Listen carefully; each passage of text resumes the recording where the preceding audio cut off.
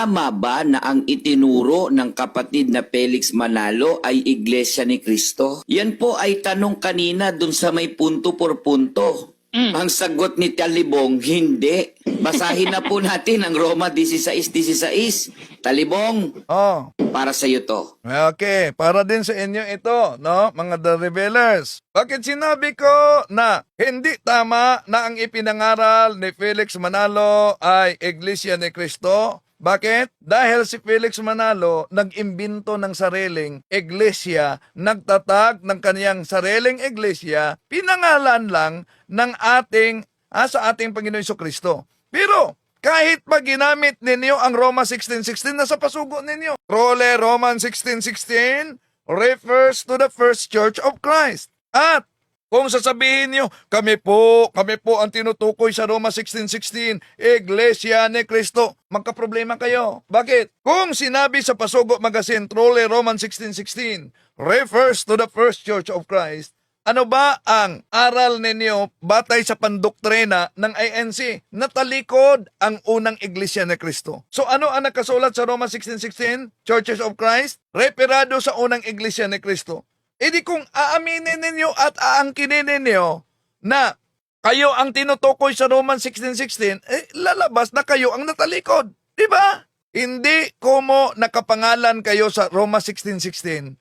Kayo na ay tunay na iglesia dahil ang daming gumagamit ng Roma 16:16 na mas nauna pa sa kay Felix Manalo nung nagtatag si Felix Manalo. So hindi batayan na nakapangalan tunay na. Tuloy natin. Magbatian kayo ng banal na halik. Lahat ng Iglesia ni Cristo ay bumabati sa inyo. Kung susundan natin yung sinabi ni Ginoong Talibong na hindi daw Iglesia ni Cristo o mali daw na ang ipinangaral ng kapatid na Felix Manalo ay Iglesia ni Cristo, lilitaw, magiging mali na rin si Apostol Pablo sa paningin ni Talibong. Okay, di mali si San Pablo. Mali si Manalo. Dahil si San Pablo na nagsulat sa Roma 16:16, hindi siya nagtatag ng bagong sikta tulad ni Felix Manalo. Ang problema, si Felix Manalo gumagamit lang sa Roma 16:16 sa kanyang pagparehistro sa Securities and Exchange Commission.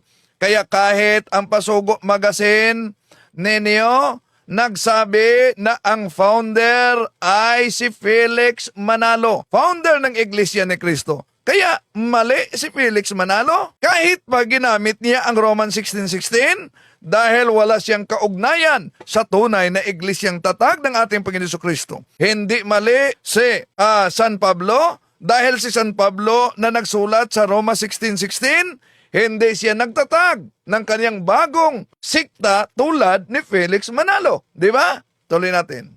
Tama. Dahil si Apostol Pablo mismo nagturo na yung iglesia na itinatag ng Panginoong Jesucristo, Iglesia ni Cristo, hindi po Iglesia Katolika.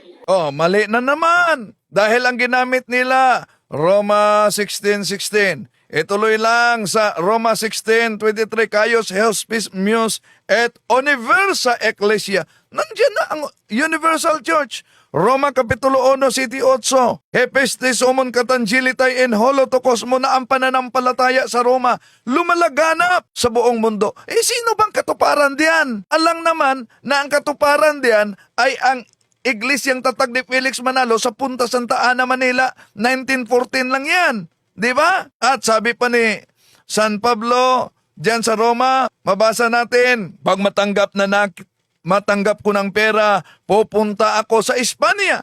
Sa kasaysayan, nakapunta siya sa Espanya. At ang Espanya ang nagdala sa ating pananampalataya dito sa Pilipinas. Di pa pinangalanan ng Pilipinas 1521. 1521, wala pang Iglesia ni Cristo. Dahil ang Iglesia ni Cristo sa Pilipinas, 1914 sa Punta Santa Ana, Manila.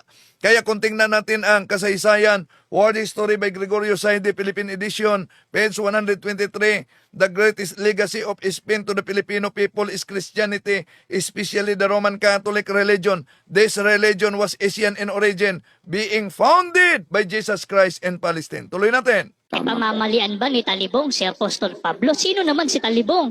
Hindi talaga mali si Apostol Pablo. mali lang si Felix Manalo, di ba? Para pamalian si Apostol Pablo. O, sino ba si Felix Manalo para magtatag ng sariling Iglesia ni Cristo? Yun ang dapat na tanong.